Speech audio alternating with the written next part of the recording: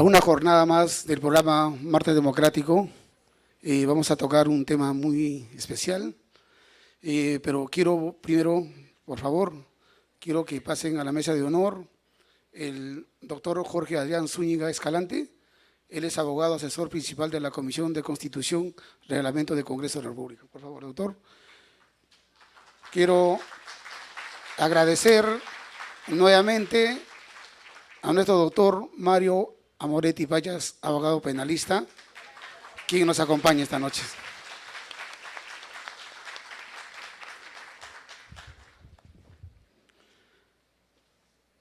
Quiero agradecer la presencia de todos ustedes a esta conferencia y también saludar a quienes en estos momentos se están conectando con nosotros mediante el sistema vía stream, videoconferencia, a la Universidad Privada de Ica, a la Universidad Autónoma de Moquegua, a la Universidad Nacional de Moquegua, a la Universidad Juliaca de Puno, a la Universidad Nacional del Altiplano de Puno, Universidad San Cristóbal de Huamanga de Ayacucho, Universidad Jorge Basadre de Roman de Tacna, Universidad Santiago Antúnez de Mayolo, región Ancash, y a la Universidad Nacional Intercultural Fabiola Salazar, de la región Bagua, región Amazonas. Un saludo cordial a todos ellos, que los alumnos en estos momentos nos están visualizando, van a estar atentos a esta conferencia, porque tenemos convenios con todas estas instituciones. El programa Martes Democrático se caracteriza por tratar temas de interés nacional, temas de coyuntura, temas de la agenda parlamentaria, y es por eso que hemos invitado en esta oportunidad para tocar un tema tan importante que es el debido proceso y la prisión preventiva en el Perú. Yo sé que es un tema que se ha visto últimamente, se comenta mucho en los medios, ¿no? Y yo quisiera también invocarles, este tema es netamente académico, es netamente legal, es netamente técnico. Algunos podemos tener nuestro corazoncito, por favor. Acá están los expositores totalmente imparciales en el tema, y creo que esto nos interesa, ¿no? Como tratar de los derechos humanos que nos corresponde saber a todos nosotros. Sin más preámbulos, vamos a empezar la conferencia con el doctor Jorge Adrián Zúñiga Escalante, quien es abogado asesor principal de la Comisión de Reglamento del Congreso de la República. Su tema, fase descriptiva de la prisión preventiva. Doctor Zúñiga, por favor. Un fuerte aplauso, doctor.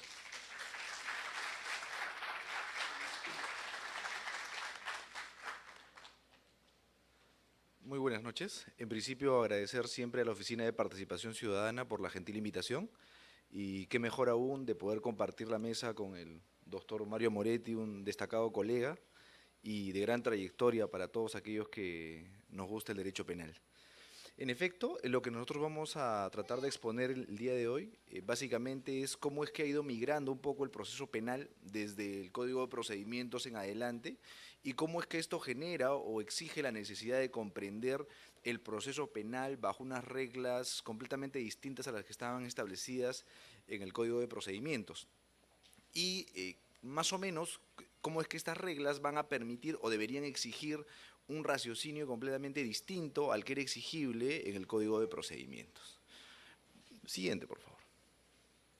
En efecto, el artículo 268 del nuevo Código Procesal Penal va a establecer cuáles vienen a ser los presupuestos materiales. Me parece que hay una diapositiva anterior, ¿o no? Sí, hay varias diapositivas anteriores.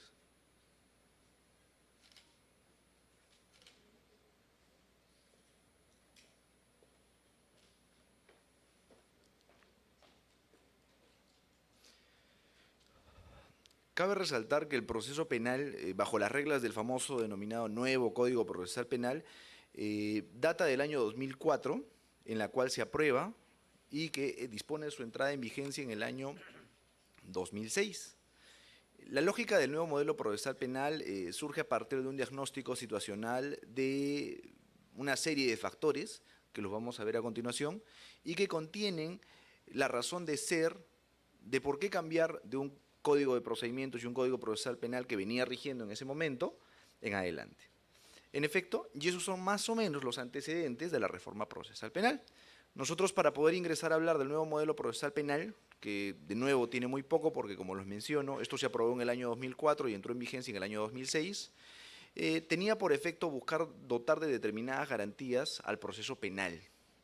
Y además de dotar de garantías, buscaba dotar de celeridad también del proceso para, a su vez, buscar satisfacer cómo resolver un conflicto entre dos partes, ¿no? El imputado y el agraviado. Pues con frecuencia, bajo las reglas del Código de Procedimientos Penales, teníamos que el imputado regularmente solía aprovechar las dilaciones del tiempo para buscar evadir una condena, o muchas veces esta se daba como consecuencia de los propios errores que podían contener dentro del proceso, los cuales podían buscar ser convalidables de uno o de otro modo, pero que sin embargo los formalismos exigían o evitaban que esto se concrete. Siguiente, por favor. En esa lógica, nosotros hemos concebido que todo proceso de reforma integral exige, o hay dos tipos de hacerla, hay dos maneras. Esta es una visión estrictamente jurídica de cómo es que se produce una reforma y es el proceso de implementación.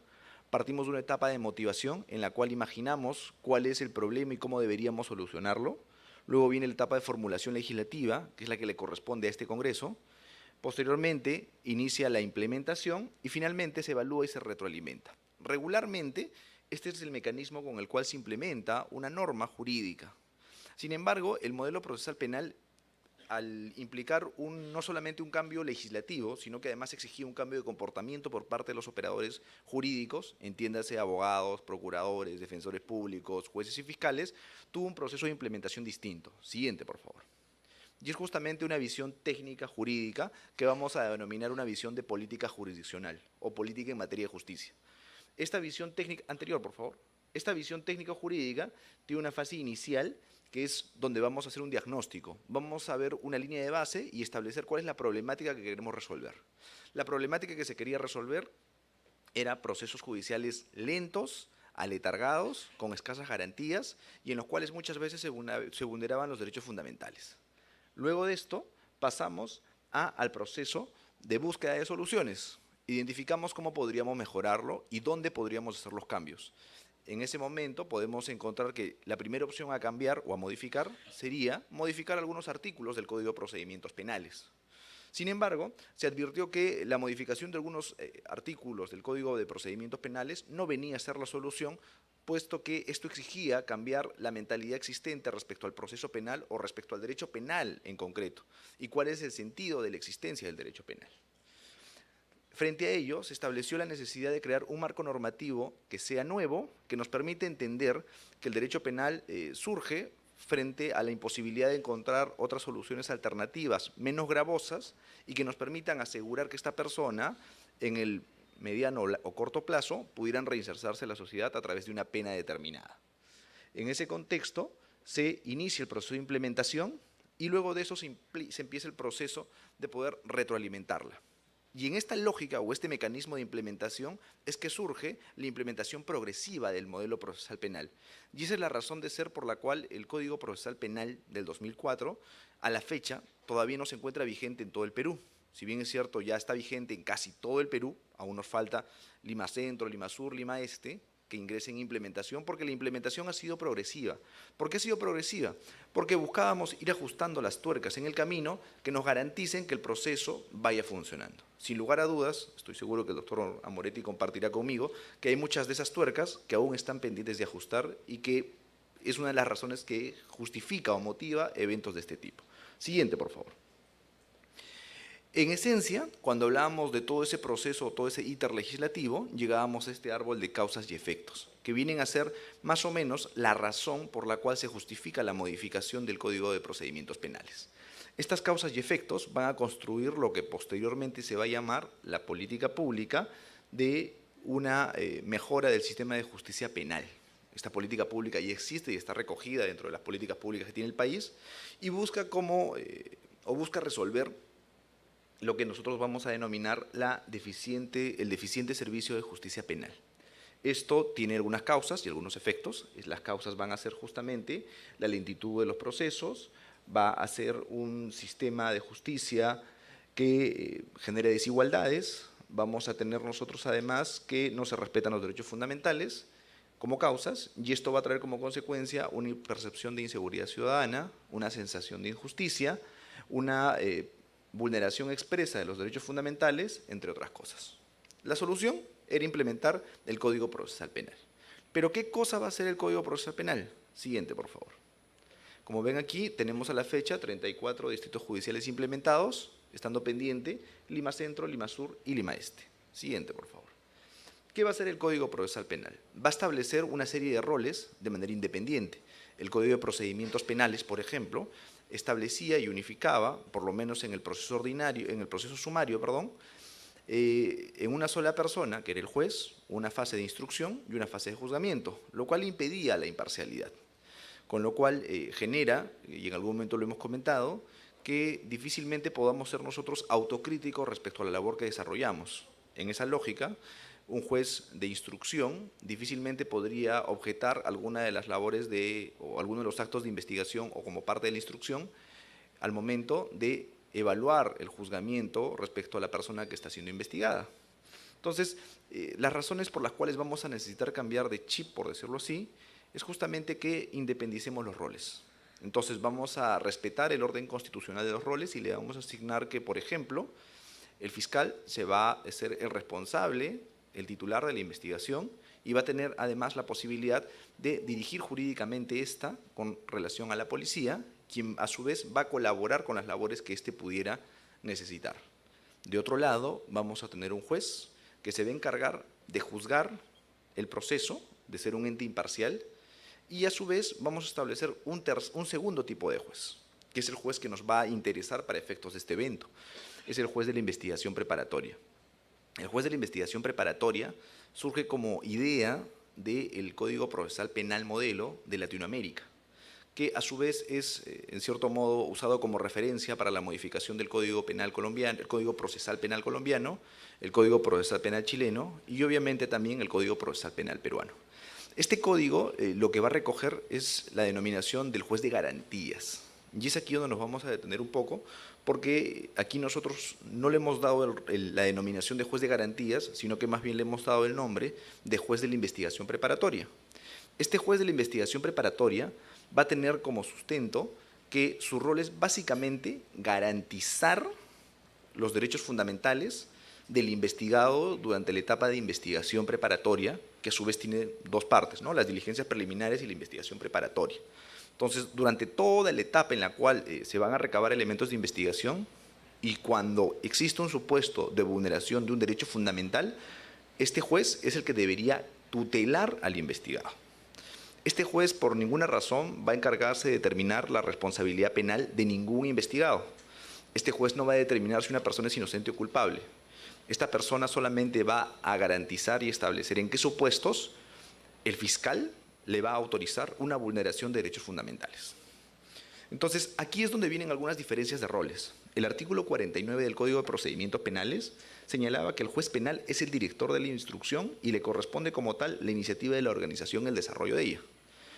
Un juez en el Código de Procedimientos era el que estaba a cargo de la investigación, llamada instrucción, y a su vez este juez, en el caso del proceso sumario, era quien también iba a resolver la situación jurídica o en todo caso la responsabilidad penal del imputado. La diferencia con el nuevo modelo procesal penal va a estar recogida en el artículo 6 del título preliminar del nuevo Código Procesal Penal, que establece que las medidas que limitan derechos fundamentales se impondrán mediante resolución motivada y la orden judicial debe sustentarse en suficientes elementos de convicción, en atención a la naturaleza de la medida y al derecho objeto de limitación, así como respetar el principio de proporcionalidad. Aquí ya nos vamos aproximando a los primeros elementos que van a ser objeto de revisión cuando hablemos de una medida tan gravosa como la prisión preventiva. Toda medida que esté vinculada con afectar un derecho fundamental, como por ejemplo, cuando voy a afectar el derecho de propiedad con una incautación, el derecho de propiedad es un derecho fundamental. ¿Puede ser vulnerado? Sí. Requiere una orden judicial para ello, respetando estos derechos.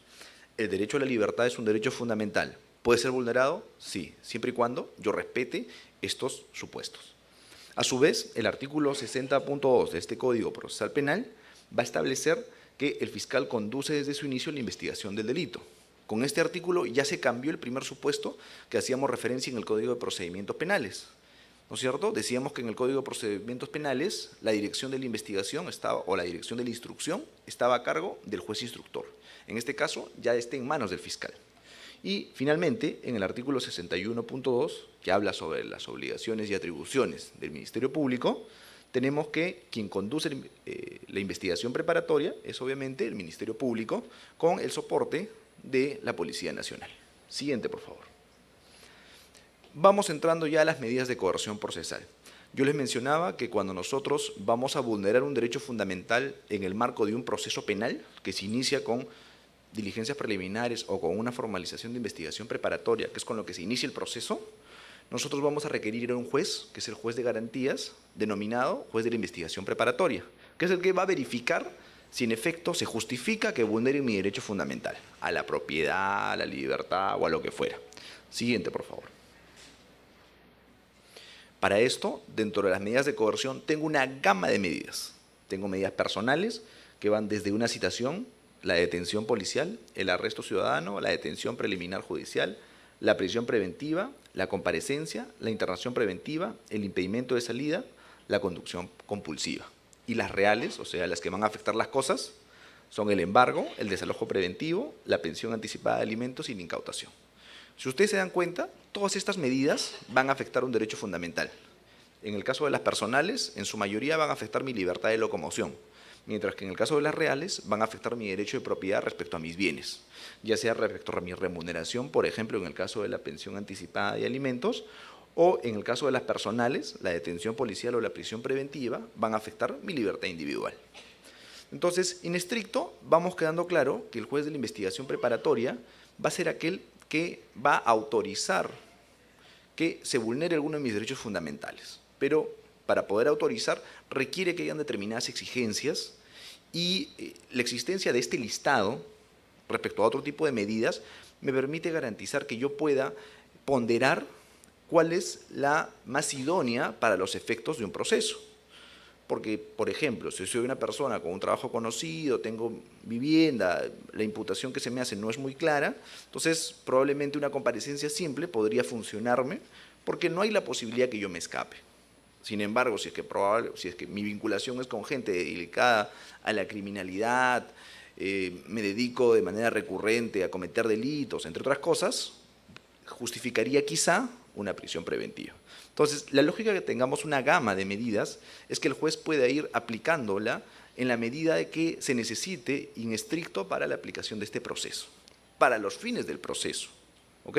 Siguiente, por favor. Los fundamentos de estas medidas vamos a encontrarlos en el artículo 24 de la Constitución, que decía, como lo mencionaba, que todos tenemos derecho a la libertad y la seguridad personal. Además, el artículo 6º y 253.2 del nuevo Código, que establece sobre las medidas que limitan derechos fundamentales, van a señalar cómo es que yo, o el juez, mejor dicho, va a poder limitar estas medidas. Dice, se van a imponer mediante resolución motivada. La motivación a las resoluciones judiciales ha sido ampliamente debatida y reconocida por el Tribunal Constitucional y responde a un criterio. Y no es un criterio antojadizo de alguien que en algún momento construyó la Constitución, sino que haya sus máximas raíces en el fundamento de la independencia judicial y de la tutela jurisdiccional efectiva como derechos fundamentales. Nosotros, en general, la lógica del derecho a la motivación surge a partir de la necesidad de poder demostrar la independencia de un juez. Cuando yo llego a un proceso judicial de cualquier naturaleza, yo desconozco si a ese juez que tengo sentado al frente tiene algún tipo de animadversión con respecto a mí, porque me conozca, porque no me conozca, o porque simplemente soy alto, flaco, gordo, hombre o mujer. ¿Cómo puedo evitar saber que él no me va a cuestionar o no me va a condenar por una situación que no tenga que ver con el presente proceso? Eso se va a realizar a través de la debida motivación. Entonces, es a partir de la debida motivación que yo voy a saber que en principio este juez responde a las pretensiones de este proceso y además responde por qué debería tomar algún argumento que yo mencione o por qué no debería tomar algún argumento respecto al que yo mencione.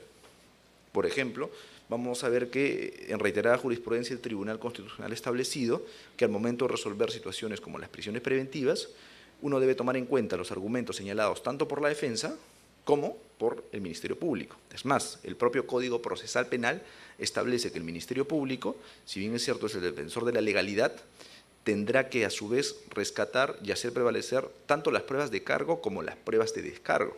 Entonces, si por algún momento nosotros pensamos que el fiscal siempre va a ser el malo, el que va a perseguir el delito, el fiscal también tiene como labor inherente a su función que en el supuesto que él encontrara la inexistencia de una responsabilidad penal, debería tomarla en cuenta y debería de abstenerse de ejercer o de iniciar investigación si es que él ha encontrado ello. En esta lógica, además de la resolución motivada, dice que debe sustentarse en suficientes elementos de convicción. Los elementos de convicción van a ser, no es otra cosa que aquellos indicios o actos de investigación que pudieran haberse ejecutado y que vinculen a la persona investigada con la comisión de un delito determinado, el que fuera. Además de eso, hay que ver la naturaleza y la finalidad de la medida. Por ejemplo, si yo necesito realizar una serie de diligencias o una serie de actos de investigación que me exijan 3 meses y yo pido una prisión preventiva, por ejemplo, de 9 meses, en ese caso no se condeciría la necesidad de la medida versus la medida que se me está otorgando. Entonces, lo que tendría que hacer el juez es evaluar el tiempo real que yo necesito para poder ejecutar determinados actos de investigación versus el que se me va a otorgar, por ejemplo, para medidas como la prisión preventiva. Si bien es cierto, el Código Procesal Penal establece plazos máximos, el Tribunal Constitucional ha señalado en reiterada jurisprudencia que la existencia de un plazo máximo no equivale a señalar que es el plazo que tendría que concederse para otorgar esta medida. Por ejemplo, lo reitero, en el caso para procesos comunes, ordinarios, no complejos, el Código Procesal Penal establece que el plazo máximo de la prisión preventiva son 9 meses. Eso no puede significar que todos los requerimientos de prisión preventiva siempre deban ser concedidos sobre 9 meses, sino que debería concederse siempre y cuando sea por un plazo que justifique las medidas que necesitará actuar el fiscal. Y además de esto, de la naturaleza y la finalidad de medida, también tiene que tomarse en cuenta el derecho fundamental objeto de limitación. ¿Qué quiere decir esto? Es el famoso principio de proporcionalidad. Si bien es cierto, por ejemplo, voy a hablar de estas medidas limitativas de la libertad vinculadas o medidas coercitivas vinculadas, por ejemplo, como la prisión preventiva, tendré que justificar que no existe otra medida menos gravosa que me pueda garantizar del mismo modo la posibilidad de que esta persona no se escape o no obstaculice la investigación. Siguiente, por favor. Siguiente, por favor. Justamente esto se va a reducir en 2 principios, que son el principio de proporcionalidad y el principio de razonabilidad. El principio de proporcionalidad, que es el que ha recogido el Tribunal Constitucional, exige a su vez 3 subprincipios. El primero es de idoneidad. Quiere decir que mi medida persiga un fin constitucionalmente protegido, que en este caso podría ser, o en cualquier caso podría ser, la necesidad de llegar a averiguar la verdad o continuar con la investigación. La necesidad de la medida. Evaluación de otras medidas. Yo deberé comparar, por ejemplo, en el supuesto de la prisión preventiva, que no existan otras medidas menos gravosas que pudieran satisfacer del mismo modo. Si yo tengo una persona con trabajo conocido, tengo una persona que tiene carga familiar, bastaría probablemente que yo le pueda dar una comparecencia con restricciones y no llegar a una prisión preventiva porque me asegura del mismo modo que esta persona permanezca cerca o permanezca dentro del proceso. La proporcionalidad de la medida. Esta medida de prisión preventiva evita, por ejemplo, que se puedan realizar otro tipo de actos de obstaculización, si es que el supuesto fuera que a alguien se le ha otorgado una prisión preventiva por actos de obstaculización, o en todo caso, por ejemplo, si hablamos de una medida limitativa de restricción, una medida de comparecencia con restricciones, esta medida es suficiente para los fines que yo busco. ¿Es suficiente una persona que yo creo que va a fugar del país, que yo le ponga una medida de comparecencia con restricciones? Eso tendríamos que evaluar en cada caso en concreto. A priorísticamente, todos los casos son distintos. Y respecto al principio de razonabilidad, se va a aplicar para efectos de determinar el plazo que se va a otorgar con respecto a la medida, sea la medida que fuera, desde la comparecencia con restricciones hasta la prisión preventiva. Y vamos a verificar que este plazo sea conforme a la Constitución. Lo que les mencionaba hace un momento, o sea que el plazo no debería ser el máximo, sino el plazo estrictamente necesario, que exista una causa y motivo suficiente, que significa que estemos bajo los supuestos contemplados en la norma procesal pertinente y que sea posible, ¿no? Que cuanto menos la persona exista y estemos hablando de hechos reales. Siguiente, por favor. Con esto vamos aterrizando ya a la prisión preventiva con respecto a los presupuestos procesales. Los presupuestos procesales van a ser en esencia los requisitos concurrentes, copulativos, para poder saber que existe o que podemos conceder o otorgar una prisión preventiva. ¿Cómo así?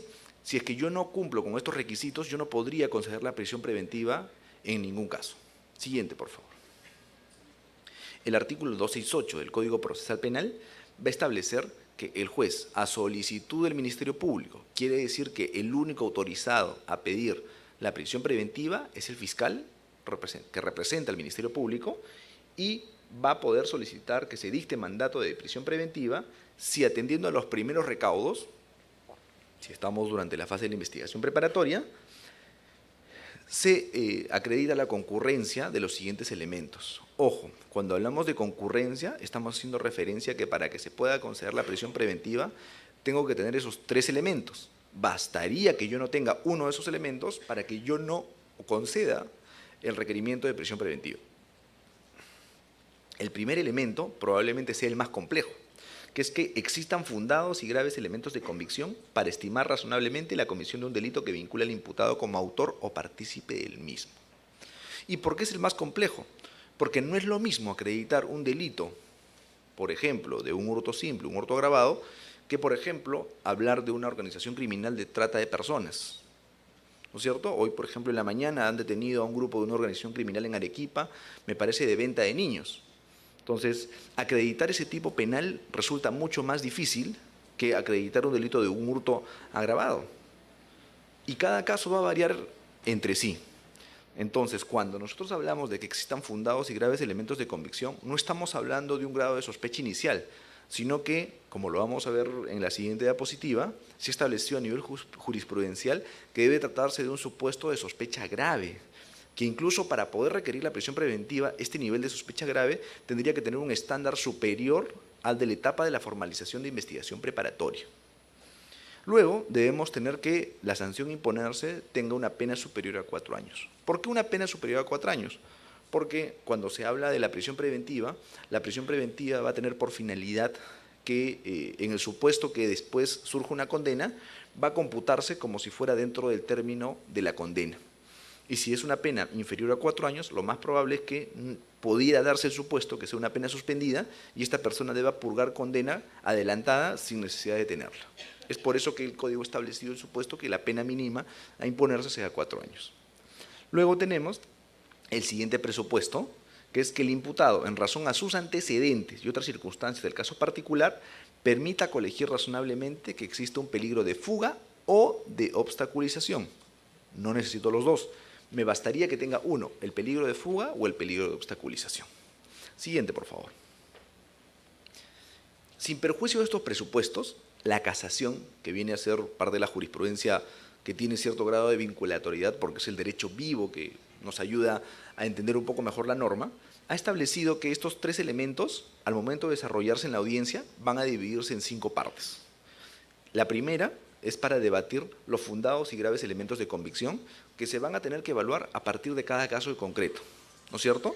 Cuando hablamos de los elementos fundados y graves elementos de convicción, deberemos partir nosotros de la premisa que deberemos desarrollar el tipo penal inestricto, ¿no es cierto? Seguramente aquellas personas que estudian Derecho tendrán en claro que el delito es aquella conducta típica, antijurídica, culpable.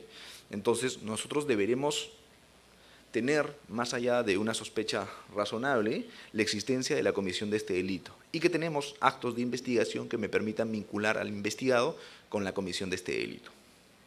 Luego tenemos la prognosis de la pena, que debería ser una pena mayor a 4 años, como lo hemos mencionado, pero no se trata de verificar simplemente que el Código Penal establezca una pena mayor a 4 años, sino que la pena concreta a imponerse sea mayor a 4 años. Cuando hablo de pena concreta a imponerse, vamos a encontrar nosotros que esta pena es aquella pena que se aplicaría a este caso en concreto. ¿Qué quiero decir? Si bien es cierto, el Código Penal establece para cada delito una pena mínima y una pena máxima, nosotros deberemos encontrar cuál sería la pena aplicable a un caso en concreto. Si la pena mínima, por decirlo así, son 6 años y la pena máxima son 9 años, y en el caso en concreto tenemos un supuesto que hay eximentes, o mejor dicho, que hay atenuantes y hay agravantes, bajo las reglas de la parte general del Código Penal, diremos que estamos en el tercio medio, con lo cual tendríamos que irnos a aplicar por tercios. El primer tercio sería 7, el segundo tercio sería 8 y el tercer tercio sería 9. Con lo cual la pena a imponerse más o menos en un supuesto de estos sería 7. Esa pena es la pena concreta, la pena que yo determinaría a un caso en específico a partir de la evaluación tanto de las eximentes, o mejor dicho, de las atenuantes, como de las agravantes a este caso en concreto. Luego pasaríamos al peligro procesal, que lo vamos a desarrollar en la diapositiva siguiente, porque el Código Procesal Penal ha establecido algunos elementos objetivos a evaluar la existencia de un peligro procesal.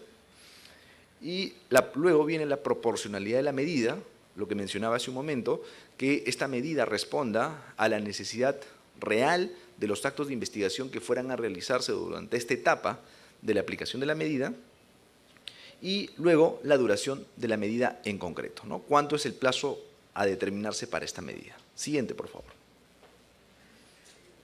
En efecto, el artículo 269 ha establecido cuáles son los supuestos o cuáles son las situaciones que voy a evaluar cuando hablemos de un peligro de fuga. Por ejemplo, nos dice que para calificar el peligro de fuga, el juez deberá evaluar lo siguiente. En primero, el arraigo en el país del imputado. Cuando hablamos del arraigo en el país, y ha sido muy discutido, por lo menos a los inicios del Código, era si es que este arraigo se exigía que tenga que ser en un departamento, en una región determinada. Y se llegó a determinar lo que expresamente dice la norma: el arraigo es en el país, no fuera del país. Por lo cual cualquier investigado no tiene ninguna restricción, salvo que hubiera alguna restricción de naturaleza judicial, una comparecencia con restricciones, por decirlo así, que me impida trasladarme dentro del país. Pero sin estricto, yo acreditaré la existencia de un peligro de fuga siempre y cuando yo no tenga arraigos en el país. Los arraigos van a ser diversos: un arraigo familiar, yo tengo esposa, hijo, etcétera; un arraigo laboral, tener un trabajo; un arraigo económico, ¿no? Tener deudas, tener cargas pendientes, entre otras cosas. Luego tenemos la gravedad de la pena. Por ejemplo, si hablamos de un delito sumamente grave que tenga una pena superior a 15, 20 años, sin lugar a dudas, eso puede ser un indicio razonable que puedan permitir o permitan inferir la existencia de una posible fuga. La magnitud del daño causado y la ausencia de una actitud voluntaria del imputado, ¿no? ¿Qué pasa, por ejemplo? Se trata de un delito en el cual es una persona que ha estado conduciendo, ya lesionado o matado a una persona, y en vez de detenerse a auxiliarla, ha huido. Ese tipo de conductas post hecho delictivo va a también ser valorada como peligro de fuga. Luego, el comportamiento del imputado durante el procedimiento o en otros procedimientos, ¿no? Si hablamos, por ejemplo, de un investigado, un imputado, que con recurrencia suele solicitar aplazamientos inmotivados a participar en las diligencias y que busca frustrar las diligencias.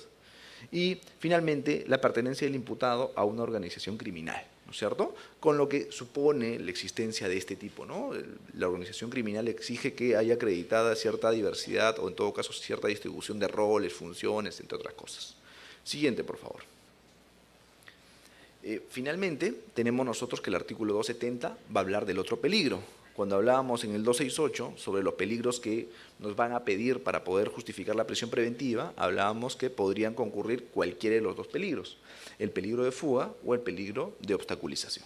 En este caso, vamos a establecer que el 270 del Código Procesal Penal indica que el peligro de obstaculización dice que para calificar se tendrá en cuenta el riesgo razonable de que el imputado, 1, destruirá, modificará, ocultará, suprimirá o falsificará elementos de prueba, ¿no es cierto? Por ejemplo, ¿qué pasa si es que el investigado ha sido anteriormente o ha tenido antecedentes penales por falsificación de documentos, o ha tenido algún proceso por falsa declaración en algún proceso penal?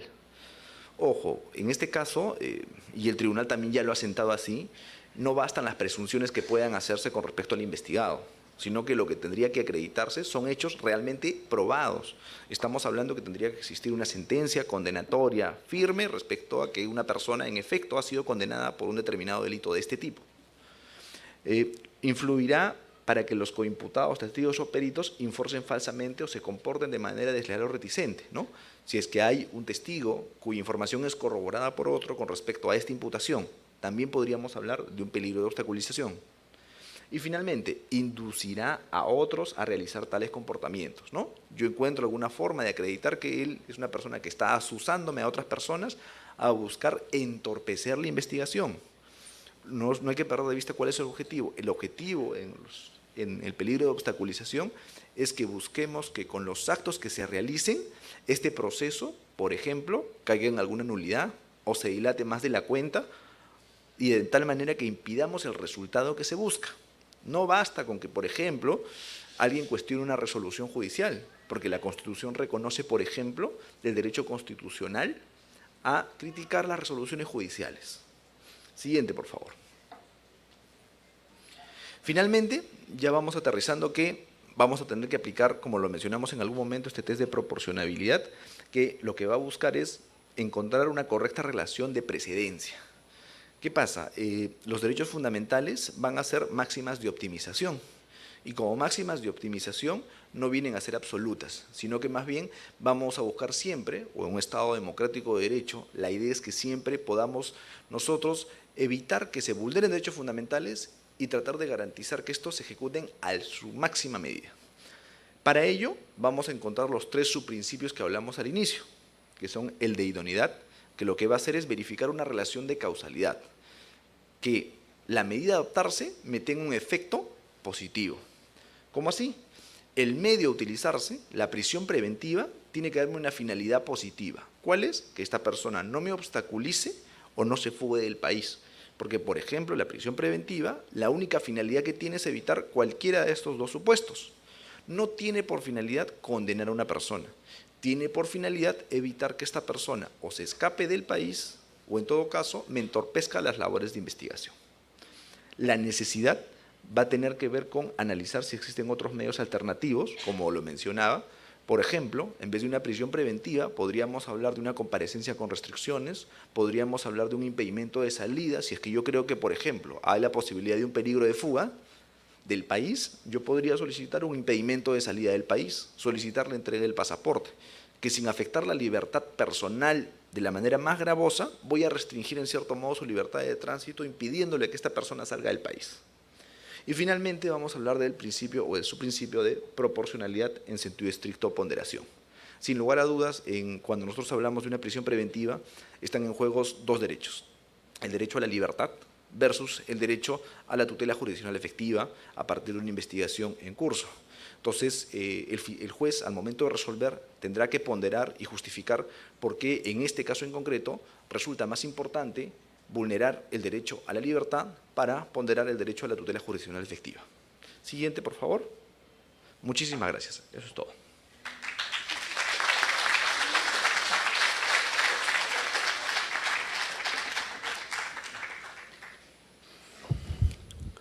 Muchas gracias al doctor Zúñiga por esta brillante exposición. Y bueno, vamos a continuar ahora con el doctor Mario Amoretti Pachas, abogado penalista, abogado por la Universidad Nacional Mayor de San Marcos, magíster en Ciencias Políticas Penales por la Universidad San Martín de Porres, ejerció el cargo de juez vocal y fiscal superior suplente de la Corte Superior de Lima en la especialidad penal. Y fue decano del Colegio de Abogados de Lima. Un fuerte aplauso para nuestra doctora Moretti con el tema violaciones del debido proceso de la prisión preventiva. Doctora Moretti. Muy buenas noches. Mi agradecimiento a este evento que se organiza Foro Democrático los días martes. He venido ya en otras oportunidades y a la verdad que mi agradecimiento nuevamente y quiero también hacer presente y un reconocimiento a la exposición que acaba de realizar el doctor Jorge Zúñiga Escalante respecto a la prisión preventiva. ¿Cuándo y en qué momento quién solicita y quién concede esta prisión preventiva? Pero el tema que me ocupa es justamente las violaciones al debido proceso para los efectos de dictar la prisión preventiva o la detención en una investigación preliminar. Estas violaciones que se vienen produciendo en nuestro país se ha convertido por parte de los jueces que tienen la función garantista de acuerdo al nuevo Código Procesal Penal, pero lejos de garantizar la libertad de las personas, en muchos casos la vulnera. Y es allí donde encontramos nosotros estas violaciones al debido proceso. Tenemos cerca de 90.000 presos en todo el país, de los cuales cerca del 50% está con prisión preventiva. Esta situación nos lleva justamente a ocuparnos de este tema, puesto que esto no es de ahora, esto es de siempre.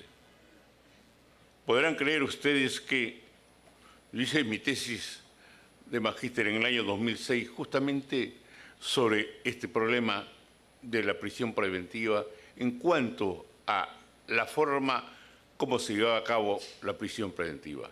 Y en el año 2006 solamente teníamos 24.000 presos en todo el país. Han pasado 12 años y esta se ha triplicado, no cuadruplicado, quintuplicado ya casi. Vemos nosotros cómo, acaba de exponer el doctor Zúñiga, que la Constitución la garantiza la libertad de las personas. La libertad es el bien jurídico después de la vida más preciado. Y tenemos que, la Constitución señala que nos protege la presunción de inocencia. Y la pregunta que se hacen los doctrinarios que se ocupan de este tema es lo siguiente. Si se presume que soy inocente, ¿por qué desde el inicio de una investigación se me priva de mi libertad? Esto es indudablemente que una interrogante que los doctrinarios de diversos países no dan una respuesta satisfactoria, y más aún en nuestro país, porque es tan crucial el problema en el que nos encontramos, no solamente aquí en nuestro país, sino en Latinoamérica. El incremento de prisión preventiva desde el inicio de un proceso penal.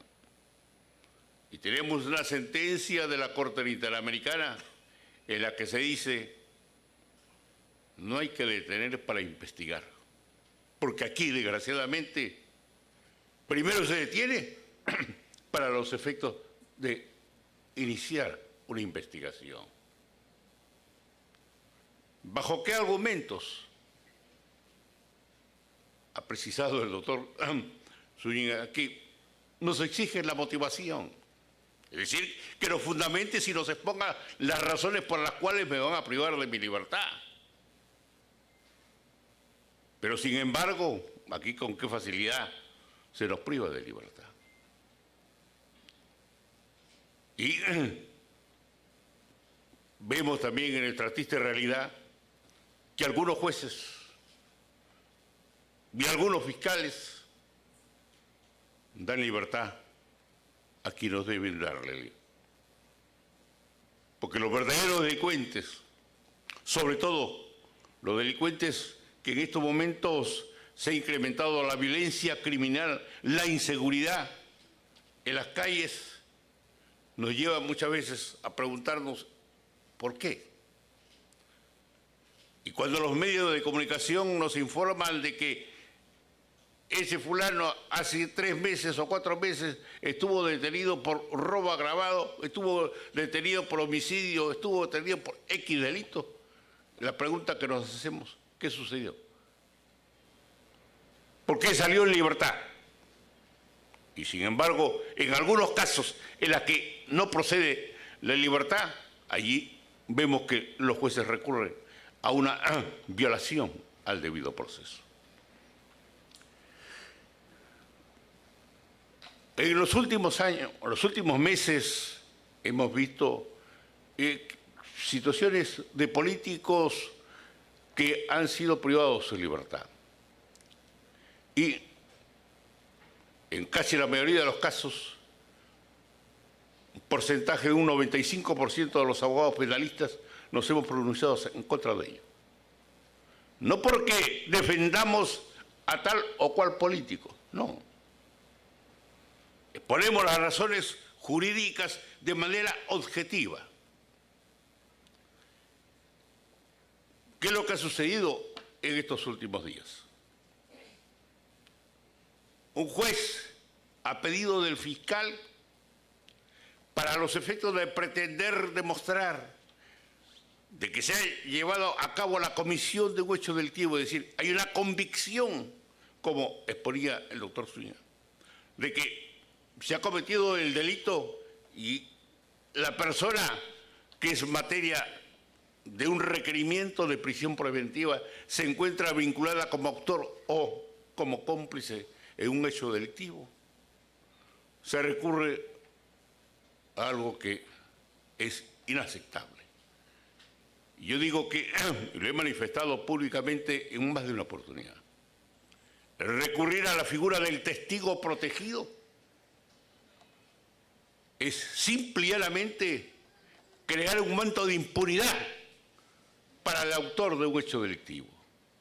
Porque testigo es la persona que observa, la persona que ve la forma y circunstancia como se lleva a cabo la comisión de un hecho delictivo.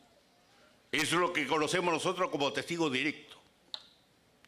Y testigo de referencia es que yo tomo conocimiento por terceras personas de que tal o se llevó a cabo la comisión de un hecho delictivo de tal o cual manera y yo lo expongo ante las autoridades. Ese es el testigo. Autor es el que interviene en la comisión de un hecho delictivo, ya sea como coautor, partícipe o cómplice en este hecho delictivo. Y sin embargo vemos nosotros cómo el fiscal ilegalmente, porque hay que llamar las cosas por su nombre, ilegalmente sostiene y fundamenta su requerimiento de prisión preventiva y demuestra la convicción a la que ha llegado él y también el juez acepta esta convicción.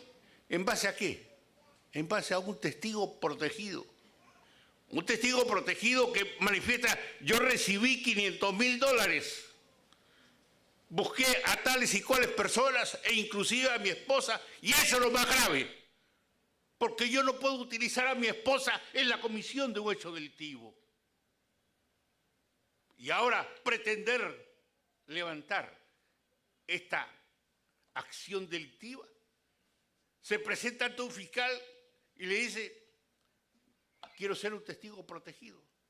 ¿Se imaginan ustedes que yo cometa un delito de homicidio en compañía de 2 o 3 personas?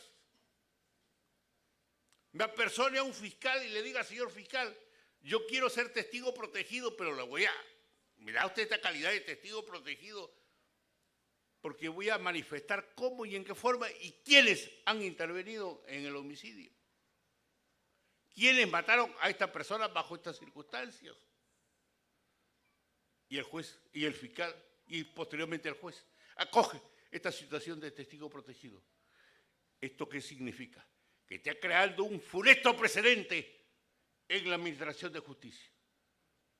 Porque a un autor de un hecho delictivo le da el manto de impunidad. Porque yo, que me acojo a esta figura de testigo protegido, ya no me consideran como delincuente, me consideran solamente como un espectador de algo en la que yo participé directamente. Y esto, a la verdad, que sorprende. No se dice, porque podrán haber ustedes en más de una oportunidad, qué feliz. Este fiscal, qué valiente. Este juez es un héroe. Un héroe valiéndose de algo ilegal para los efectos de darle este manto de impunidad a quien se acoge a esta figura, porque el autor de un hecho delictivo se puede acoger a la colaboración eficaz. ¿Y qué significa la colaboración eficaz? En la que yo cometí un hecho delictivo, aún teniendo la condición de cabecilla, porque hace 2 años se modificó esta situación, había un impedimento para que los cabecillas, los jefes de una organización criminal no pudieran acogerse a la colaboración eficaz. ¿Y qué significa la colaboración eficaz? Es un derecho premial. Yo soy autor de un hecho delictivo, pero me acojo a la colaboración eficaz como lo hemos visto en el caso de Camayo. Se acogió a la colaboración eficaz. ¿Y cuál fue el primer beneficio que obtuvo? Que le variaron la detención por comparecencia. Pero él ha detallado, ha relatado cómo y en qué forma determinadas personas estuvieron involucradas en hechos delictivos. Pero el colaborador eficaz no solamente se limita a dar la información como lo ha dado estos testigos protegidos. El colaborador eficaz tiene que dar la información, tiene que aportar las pruebas con las cuales corrobora y demuestra que la delación, lo que él está delatando y a las personas que está delatando, acá está la prueba con las cuales yo demuestro que lo que estoy diciendo es la verdad. Porque justamente, para ser considerado como colaborador, su información tiene que ser oportuna y veraz. La oportunidad para evitar que se siga originando daño en la comisión de un hecho delictivo. La veracidad, que justamente se demuestre y se corrobore esta información. Porque no basta que yo dé la información, no. Pero lo más importante es lo siguiente, que yo, colaborador eficaz, me apersono ante un fiscal. Y le digo, señor fiscal, yo quiero colaborar. Yo quiero exponer cómo y en qué forma se produjeron los hechos delictivos, en la cual yo he participado en el hecho delictivo. El fiscal acepta, me toma mi declaración y comienza a corroborar, a ver si es todo lo que yo he informado es cierto o no es cierto. Verificada esta corroboración de los datos que yo he proporcionado, allí viene lo siguiente. Acuerdo con el fiscal en cuanto a la pena y a la reparación civil. Ese acuerdo lo llevo al juez de la investigación preparatoria. El juez de la investigación preparatoria convoca a una audiencia para los efectos de que tanto el fiscal como el imputado y su abogado expongan lo necesario y también se cita a la parte agraviada. Verificada esta audiencia, el juez aprueba o desaprueba este acuerdo. Porque si bien es cierto, puedo yo haber acordado, puedo haber convenido con el fiscal, pero eso en modo alguno obliga al juez para que se acepte este acuerdo. ¿Y por qué le hago yo esta precisión? Porque fíjense ustedes, recordarán ustedes que en el caso Moreno, ¿qué hizo el fiscal? Le tomó declaración a un colaborador eficaz que había intervenido con Moreno en los actos ilícitos en la región Callao. Al día siguiente pidió la prisión preventiva de Moreno y el juez la decretó. Hacía yo mención de que cómo y qué forma se actúa una declaración de un colaborador eficaz, que tiene que seguir un procedimiento, que tiene que ser aprobado por el juez de la investigación preparatoria. Y solamente cuando ha sido aprobado recién podrá utilizar esa declaración, porque si esta declaración o este acuerdo no es aprobado por el juez, no se puede utilizar lo declarado en este proceso de colaboración eficaz. La ley procesal nos señala cómo y en qué forma el juez debe actuar y meritar las pruebas para los efectos de privar de libertad a una persona. Yo lo decía, ¿por qué nos apresuramos? ¿Por qué se dictan estas medidas sin seguir lo que está normado y establecido en la ley procesal? Y por ahí se dicen, algunos han manifestado no, pero lo que no está prohibido por la ley se puede hacer, no. Las normas procesales son de orden público y de estricto cumplimiento. Y yo le explico así a mis alumnos.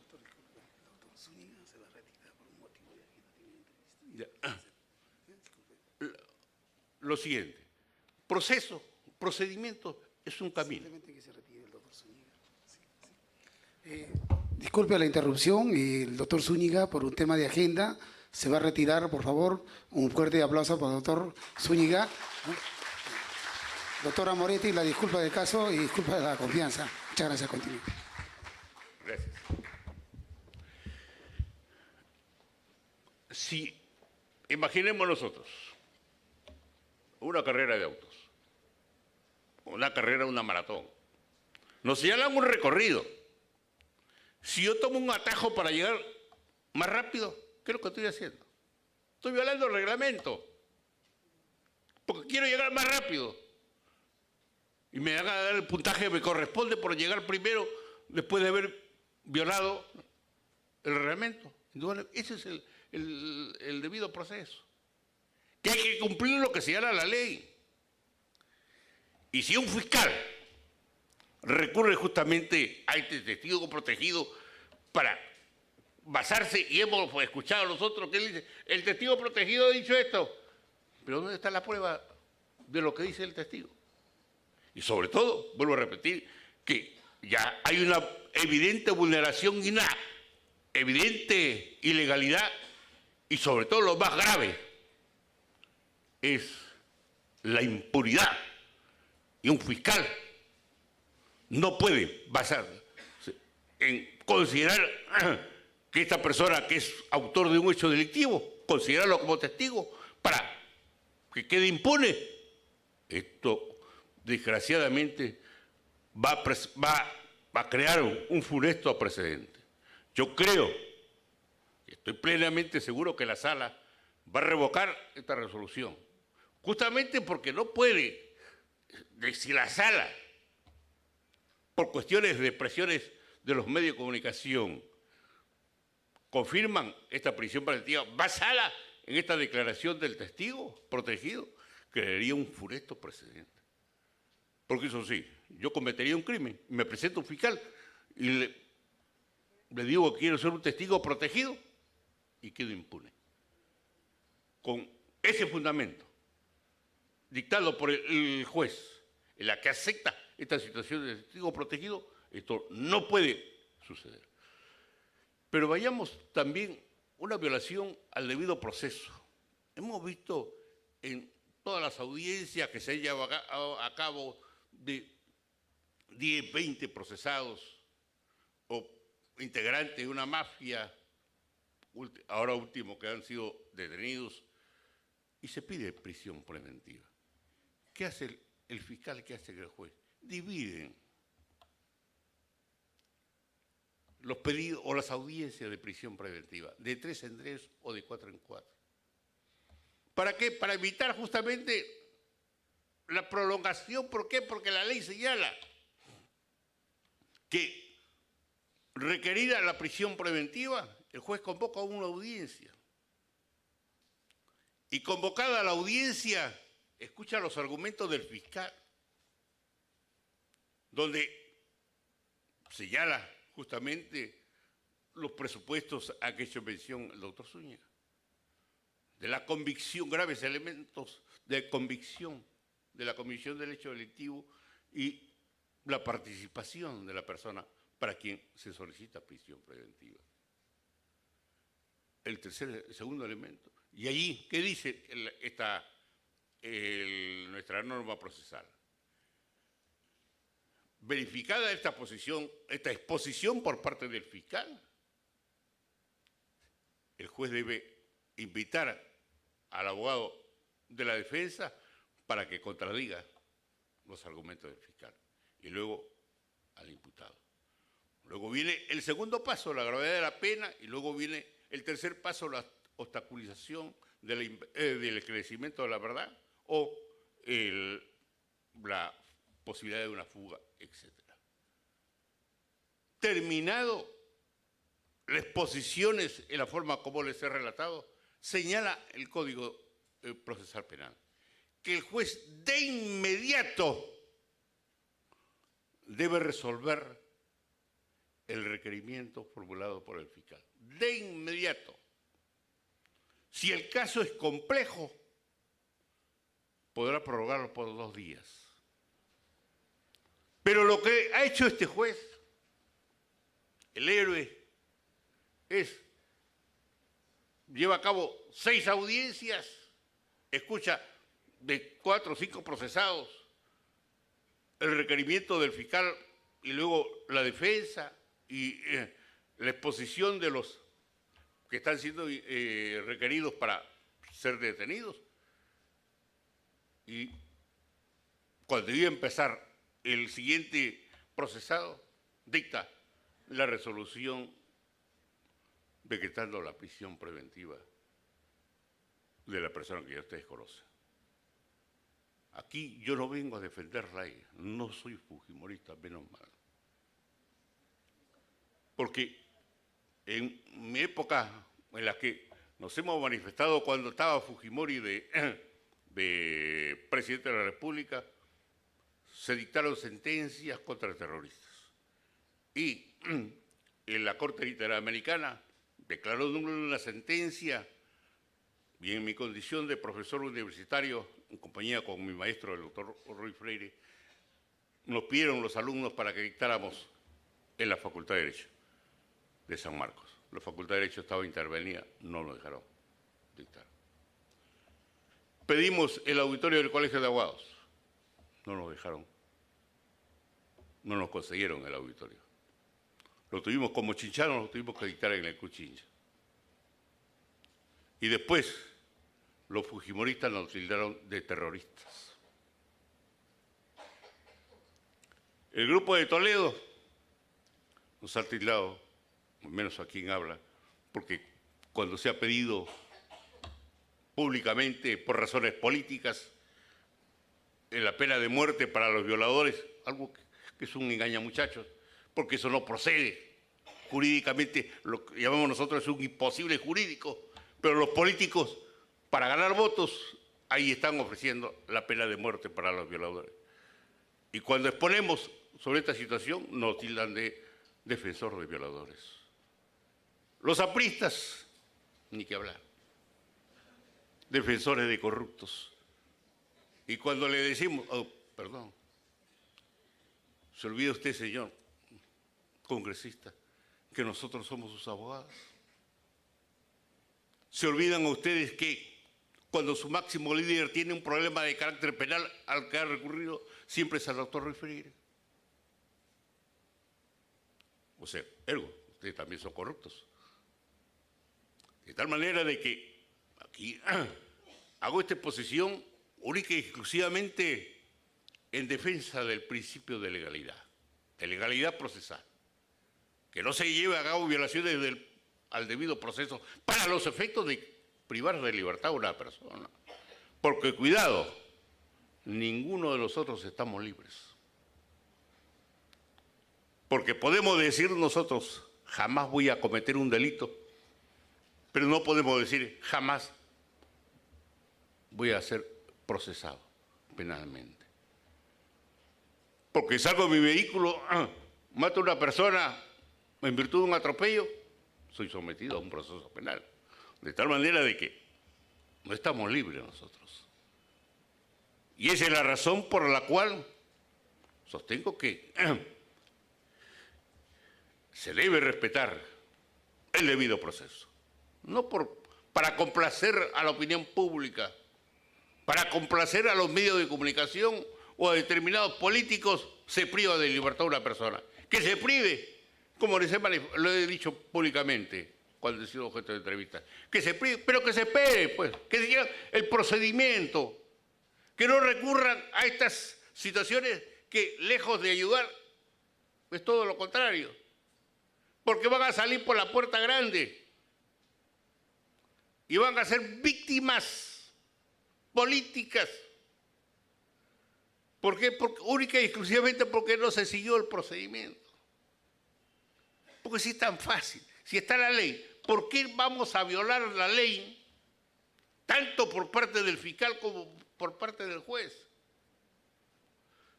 Y sobre todo, lo más importante, como lo manifestaba el doctor Zúñiga, es que se requiere que los 3 presupuestos concurran de manera conjunta, y si falta uno de ellos, no procede que se prive de libertad a una persona. Porque la libertad no se puede privar así nomás. La prisión preventiva es excepcional. Pero aquí, desgraciadamente, lo estamos convirtiendo, los jueces, algunos jueces, en la regla. Respetemos y hagamos respetar nosotros, sobre todo en lo que respecta al peligro procesal.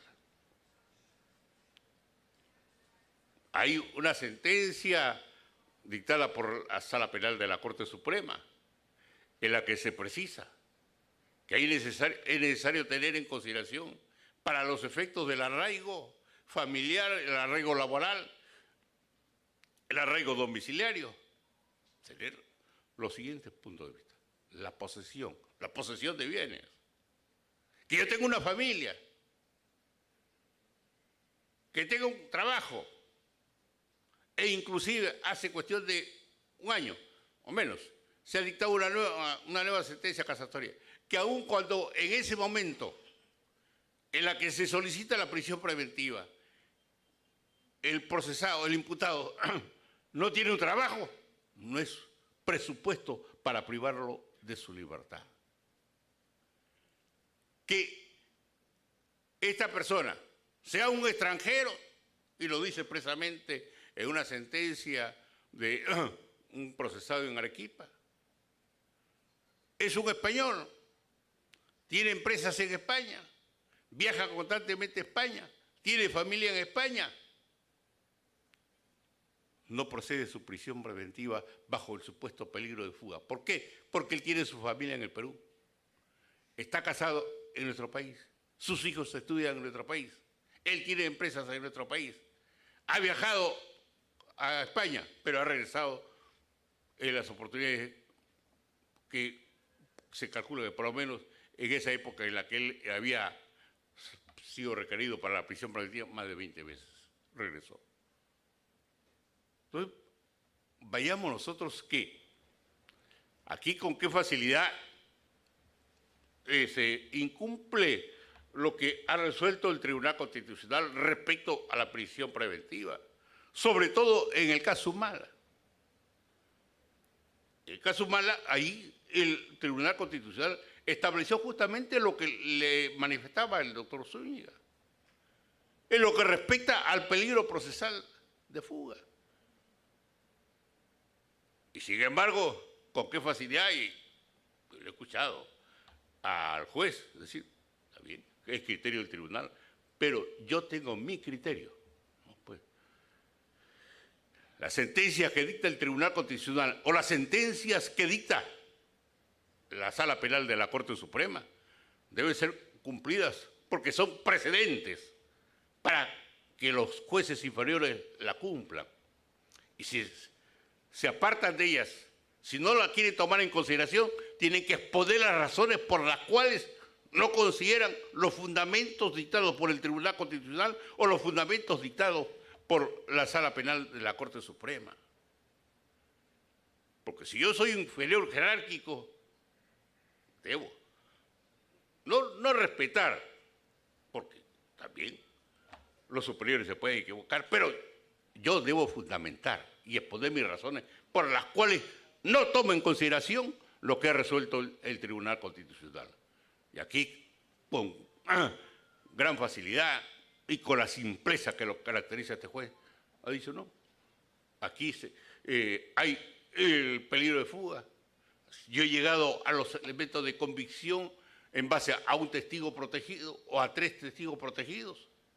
Y ahora nos están sacando otro testigo protegido, que es otro congresista, que también ha participado. Pues yo no podemos aceptar que se diga alegremente, yo recibí dinero, busqué a los aportantes, mi señora también estuvo de aportante, pero como se trata de mi señora y quiero salvarla a ella, lo primero que debe pensar uno es no involucrar en hechos delictivos a la esposa y a los hijos. Yo lo hago solo, utilizo a otra persona, pero a mi esposa y a mis hijos, eso es imperdonable. Y ahora, qué fácil es llorar y decir, yo quiero salvar a mi esposa. Y recurro a la figura del testigo protegido. No, pues, él se tiene que acoger a la colaboración eficaz. Pero lo más grave es que las autoridades fiscales y el juez acepten esta figura que lo único que hace es crear un manto de impunidad y eso no lo podemos permitir. Gracias.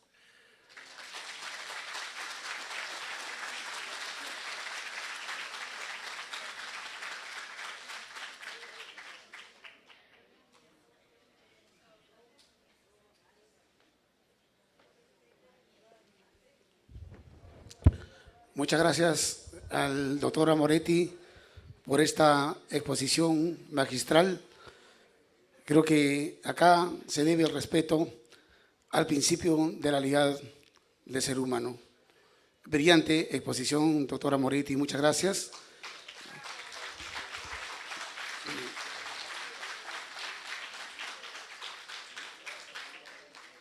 Vamos a...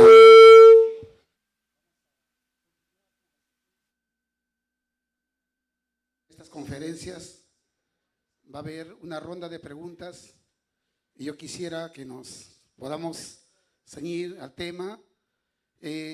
No estamos siguiendo a personas, lo ha dicho el debido proceso del doctor Amoretti, el principio de legalidad. Entonces, las personas que quieren hacer el uso de la palabra haciendo una pregunta, por favor, tengan la bondad de alzar la mano y para poder, ¿no?, hacer su pregunta. A ver, por favor.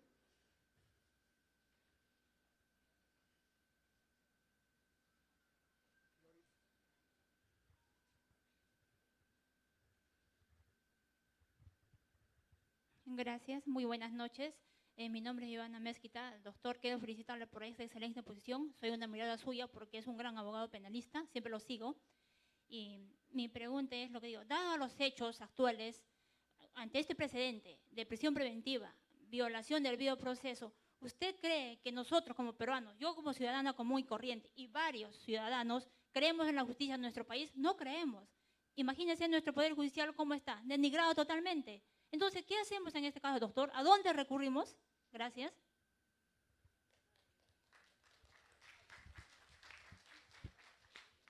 Es algo que lo manifestaba el día domingo en una entrevista. Algo que no se dice. Y es lo siguiente.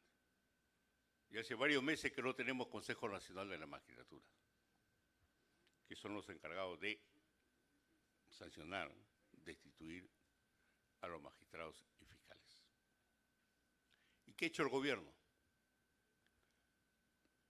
Después de haber desactivado el Consejo Nacional de la Magistratura, ha presentado un proyecto a fin de que designe o determinadas entidades designen a los nuevos miembros del Consejo que reemplaza al Consejo Nacional de la Magistratura. Pero lo grave está ahí en lo siguiente, que ha sacado para que lleven adelante la designación, como está establecido en la Constitución, a los colegios de abogados del Perú. Ha sacado a los colegios profesionales. ¿Y a quiénes ha puesto? Al Poder Judicial y al Ministerio Público. Esto es algo inaudito. ¿Cómo podemos nosotros tener que va a haber imparcialidad, no solamente en el nombramiento, sino en la destitución? Si yo soy miembro del Poder Judicial o miembro del fiscal, le digo, oye, te designo, pero para que me cuide las espaldas cuando me vaya. Porque eso toda la vida, todos los gobiernos lo han hecho. Dejan a su gente, por eso que vemos que muchos funcionarios públicos están impunes. ¿Por qué? Porque dejaron a su gente para que le cuide las espaldas cuando ellos se van. Y esto va a ser sometido a un referéndum. Y todos estamos en contra del sistema judicial. Una administración de justicia que no hay justicia. Y lo estamos viendo nosotros, que era vox populi lo que sucedía en el Poder Judicial, que ahora con los audios y con los videos, con lo que viene, se está conociendo, se está haciendo público. Y yo le decía en una entrevista, ojalá que Inostroza se acoja a la colaboración eficaz. Y me dice, ¿por qué? Porque se va media Corte Suprema y la mitad del Ministerio Público. Y muchos funcionarios públicos, muchos políticos y congresistas van presos. Muchas gracias, doctora Moretti. A ver, señorita. Doctora Moretti, buenas noches. Una pregunta. En cuanto al testigo protegido, la figura de testigo protegido, era si es que en una audiencia pública se puede tomar en cuenta la declaración de un testigo protegido por el juez de debates, ¿no?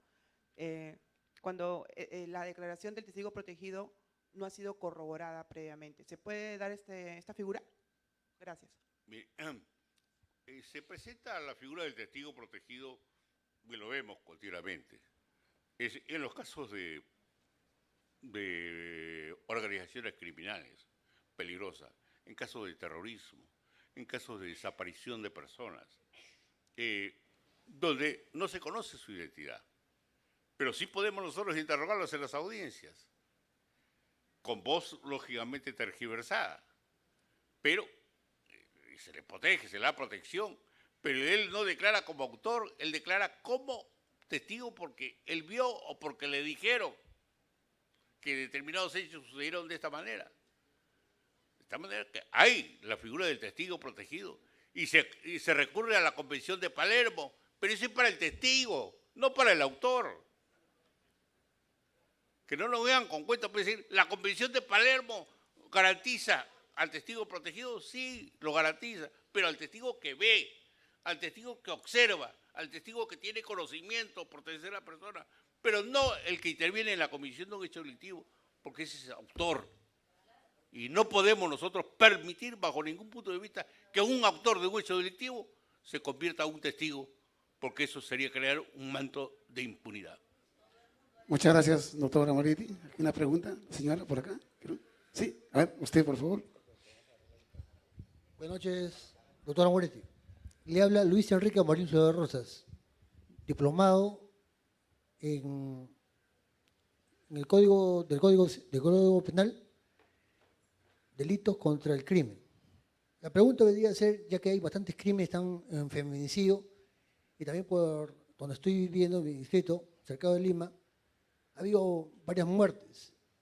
¿No piensa usted que ya es tiempo de que se dicte la ley drástica en el Congreso de la República bajo una ley que se puedan aprobar, solo los que han aprobado, más no los que no votaron y se abstienen? Aparte de eso, desde el punto de vista viene a ser dos alternativas. La primera es que la pena de muerte, y yo no la cámara eléctrica, como en los Estados Unidos, o si no, con la cadena perpetua. Podría ser una de las alternativas a la solución del tema. Todos, digamos, todos derechos, así nos han dicho en el comentario, la Junta Vecinal también, que nos reunimos, y están de acuerdo no solamente un referéndum, porque a todos les han robado, entonces todos están de acuerdo contra todo tipo de delincuencia. Esa delincuencia puede ser frenada del 8 de la mañana mediante un decreto supremo. Entonces, una vez que esté evaluado y aprobado, haría que nosotros nos conduzcamos mejor, habría una mayor seguridad para la persona y la libertad plena acerca de los trabajos que tenemos que realizar en las universidades o estudios. Ese sería el punto de vista en cuanto se refiere a la parte de los avances contra los tipos de delincuencia. Entonces estaría abarcándose ya contra el narcotráfico, contra el terrorismo y la organización criminal, que está bien vinculado hacia el narcotráfico. Entonces, había también una batida cuando hicieron por mi barrio, y la policía intervino, la Policía de Investigaciones, la Guardia Civil, y que viene a ser la Policía Nacional de Perú. Había un argentino que llegó también y le intervinieron. Estaba metido en narcotráfico. Dijeron que el Perú, Colombia y Bolivia, el 90% va hacia todo el país del planeta Tierra, mejor dicho, de forma global, y va de México a Estados Unidos. Y está en concurrencia con Estados Unidos para que pueda frenar ese tipo de narcotráfico que hace mal al país con el dinero y la droga. Entonces, por eso mismo que también estamos viendo por televisión que le han juzgado, y el juez, el doctor Carguancho, también está dando a conocer sus sentencias en forma drástica. Lo más drástico posible como para que pueda frenar todo tipo de delitos. Entonces, como está vinculado al narcotráfico, se requiere un estudio. La pregunta vendría a ser, la ley drástica se puede evitar ya en estos momentos para evitar, porque puede ser que nos encontremos la siguiente conferencia o no también, pues lo que está ocurriendo está avanzando ya el crimen organizado, que son vinculados específicamente con el narcotráfico. Ahora, la pregunta vendría a ser, si se puede evitar la ley drástica, la pena de muerte o la cadena perpetua. Si usted, ¿cómo lo ve en lo referente a la parte de los avances y desarrollos de investigaciones? Mire, Muchas gracias. desgraciadamente tenemos nosotros una inflación legislativa, al menos en materia penal. El Código Penal tiene 452 artículos, tiene más de 700 modificaciones. Y ahora último, justamente ayer fui a hacer una defensa y le digo, yo había pedido el 10 de julio una revocatoria de la condena a mi defendido con pena efectiva por lesiones leves, culposas, pero ahora, me doy con la sorpresa que el día 13 de julio de este año ha sido modificado el Código Penal en cuanto al grado de lesiones. Se señala que es falta cuando hay un máximo de 10 días de asistencia médica o incapacidad. Pero resulta que en el año 2017 se modificó, ya no era falta de 10 días, sino hasta 15 días. El día del 17 de julio de este año se ha modificado ya a 5 días de incapacidad. Frente a esta situación, llegamos nosotros que se olvidan ellos, modifican por un lado, pero se olvidan de modificar la parte principal, que es donde se habla los 10 días. Tenemos nosotros el feminicidio, lo que ha ocurrido el día de ayer o anteayer. Y yo le explico así, y no es por denigrar ni cosa por el estilo, sino hacerle una explicación objetiva. Es la siguiente. Si voy a un prostíbulo, mato a una prostituta que está en compañía de su hijo, la pena cadena perpetua. Pero si yo mato a mi padre, máximo 35 años. Si yo mato a mi hermano, máximo 20 años. Esto es justo. Aquí, vuelvo a repetir, no trato de denigrar a la mujer. Lo que quiero hacer es comprender, poner en la balanza. Y pongo, mata a un niño, máximo 20 años. Esto no puede ser, pues. Es que desgraciadamente aquí las modificaciones al código no deben hacerse con un carácter político, sino con técnica jurídica. Única y exclusivamente se legisla aquí para la tribuna, pero no en favor del país. Gracias.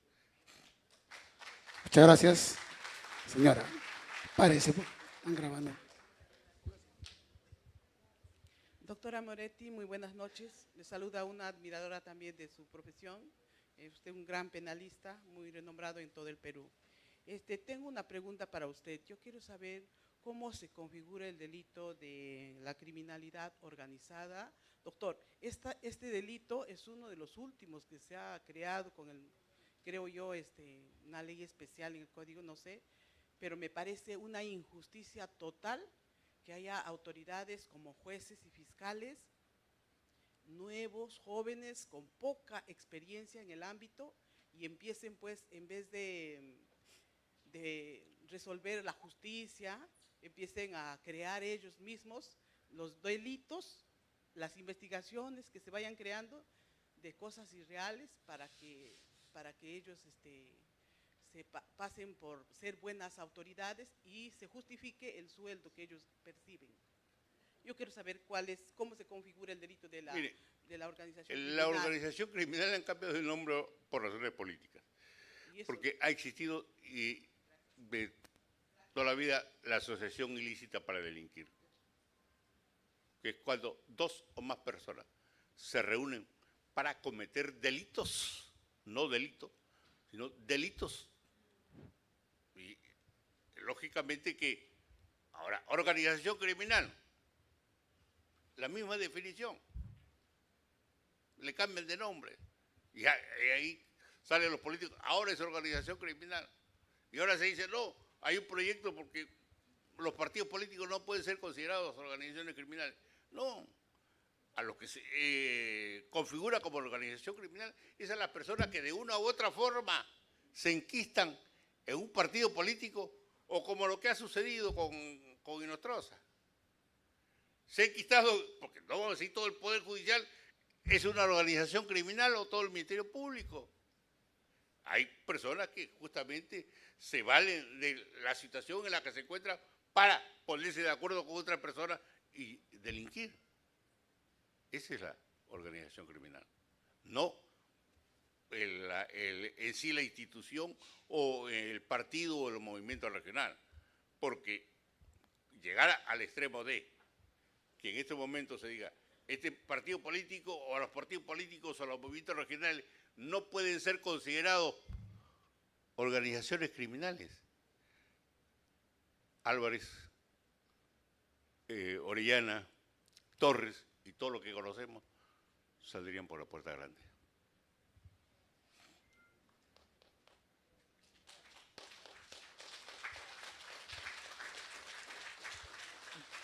Doctor Moretti, buenas noches. Retomando el tema de la prisión preventiva, que es el tema en sí de esta noche, ¿no? ¿Usted considera que dentro del código, en este caso el Código Penal, ¿no?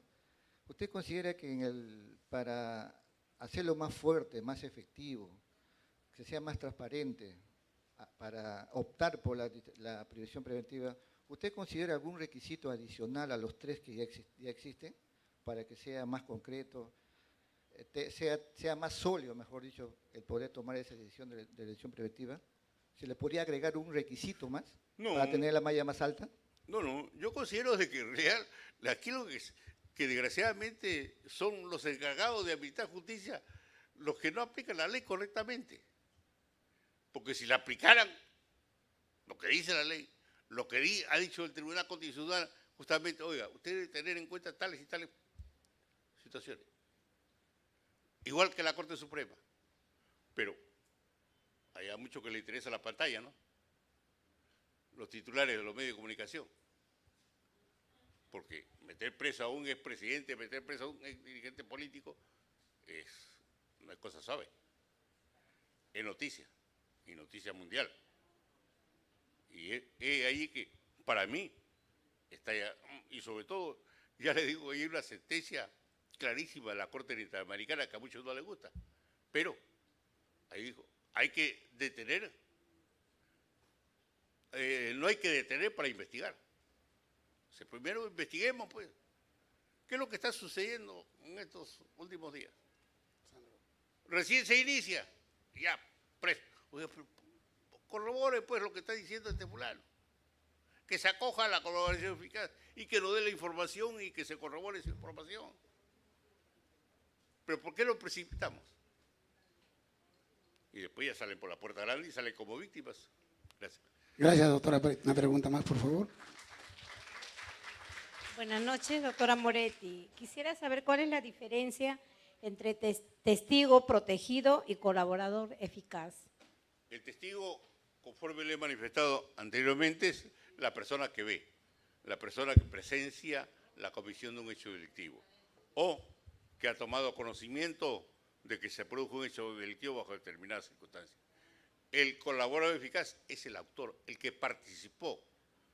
Yo mato a una persona en compañía de otras, yo he participado en el homicidio y yo no puedo ser considerado como testigo protegido, por más que me presente ante el fiscal y el fiscal comete una grave ilegalidad, por decirlo lo menos, aceptarme a mí como testigo cuando soy un autor.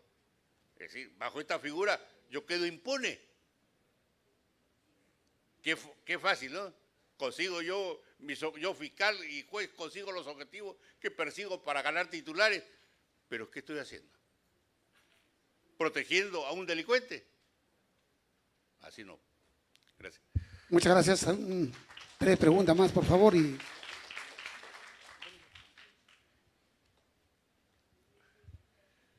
Doctor, felicitaciones por su exposición. Le saluda Miguel Nicodemos, periodista. La pregunta es, si el 50% de los presos en el país tienen prisión preventiva, al investigado, ¿qué se le debe de dictar mientras dure su investigación? Justamente exponía el doctor Zúñiga. ¿Cuál es el fin de un proceso penal? Asegurar a la persona. Pero la única forma de asegurarlo a esa persona a quien se le imputa la comisión de un hecho delictivo es con la prisión preventiva. Hay otras medidas que garanticen justamente la presencia de este imputado en un proceso penal. Sí la hay. La comparecencia restringida, la detención domiciliaria, el impedimento de salida del país, la utilización de grilletes electrónicos, el pago de una caución fuerte. ¿Por qué no se utiliza? ¿Por qué no se recurre a ello?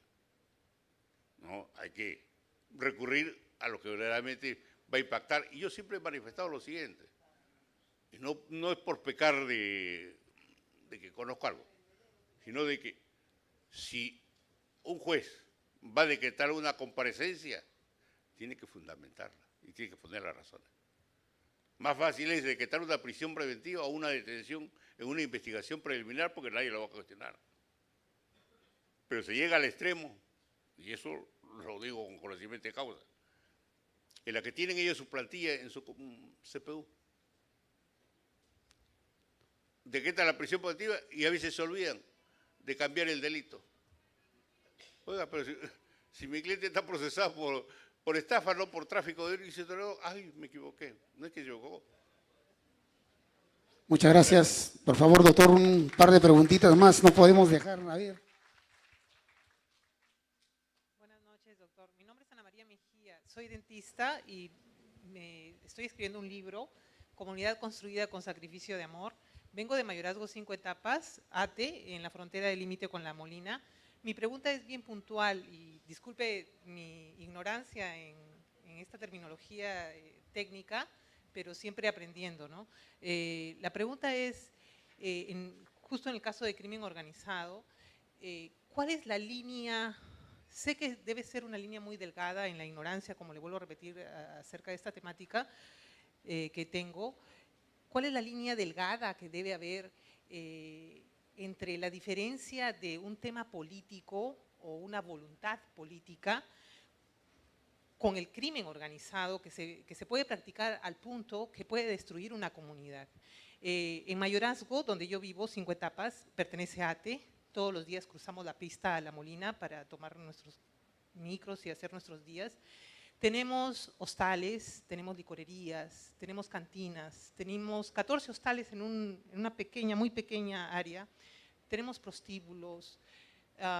Venimos trabajando hace muchos años, yo vivo ahí desde niña, como le digo, mis padres trabajaron voluntariamente, somos apolíticos, no profit.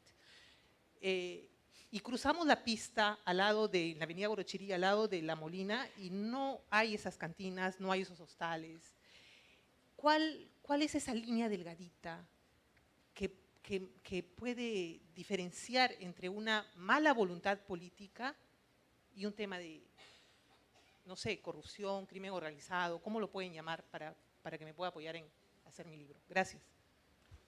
Hay un Muchas artículo gracias. en el Código Penal que señala el delito de incumplimiento de funciones. El que retarda u omite una función dolosamente.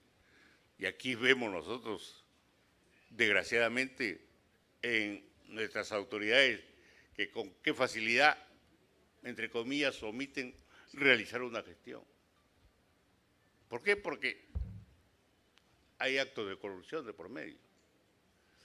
Lo que usted dice, que cruza la acera del frente y va que pertenece a otro distrito y no encuentra los hostales, las casas de citas, la prostitución.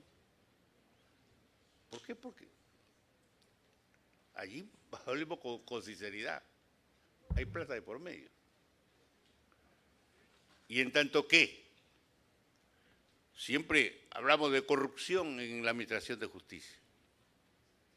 ¿Acaso ustedes han escuchado algún día que se ha denunciado a un juez, a un fiscal por corrupto? No hay. Muchas gracias, doctora Moretti. Estamos en el segundo nivel. También acá tenemos una pregunta en el auditorio, el segundo nivel. A ver, acá, señorita.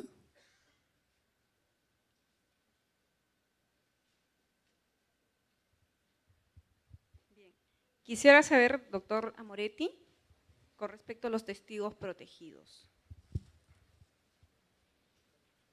¿Estos pueden ser interrogados por escrito por la defensa? Mire, ahora el nuevo proceso penal todo es oralizado. Es decir, si yo ofrezco una declaración testimonial, tengo que decir por qué la estoy ofreciendo. ¿Cuál es la pertinencia? Es decir, si guarda relación con el hecho investigado. ¿Qué fin quiero yo perseguir con esa declaración testimonial? Todo se realiza, ya nada se presenta por escrito. Todo, y si yo presento algo por escrito, tengo que fundamentar lo que estoy sosteniendo en mi recurso. Muchas gracias. A ver, acá una pregunta, el segundo nivel. Buenas noches, doctor Amoretti. Quisiera saber si las declaraciones de testigos se debe corroborar o ya no es necesario la corroboración. ¿Cómo dice una declaración de un testigo? Las declaraciones de los testigos. Ya, eso tiene que hacerse. Normalmente se utiliza ahora que esta declaración tiene que llevarse a cabo ante un fiscal en la primera etapa. Pero en la segunda etapa, que es justamente cuando ya se tenga que emitir una sentencia condenatoria, el testigo tiene que prestarlo ante el juez que va a dictar la sentencia absolutoria o condenatoria. ¿Por qué? Porque rige el principio de la inmediatez. ¿Y en qué consiste este principio? En la que el juez que va a dictar una sentencia, ya sea absolutoria o condenatoria, tiene frente a sí al acusado, frente a sí al testigo, a los peritos, y muchas veces ellos llegan a la conclusión de que el testigo está mintiendo o que el perito está falseando sus conclusiones. Muchas gracias. Quiero agradecer la presencia de todos ustedes y agradecer al doctor Mario Amoretti por su paciencia, por su tolerancia, por esta exposición magistral, y quiero hacerle la entrega de un diploma al nombre de la Oficina de Participación Ciudadana del Congreso de la República, ¿no?, por participar y estar siempre apoyándonos a la Oficina de Participación Ciudadana. Muchas gracias, doctora Moretti.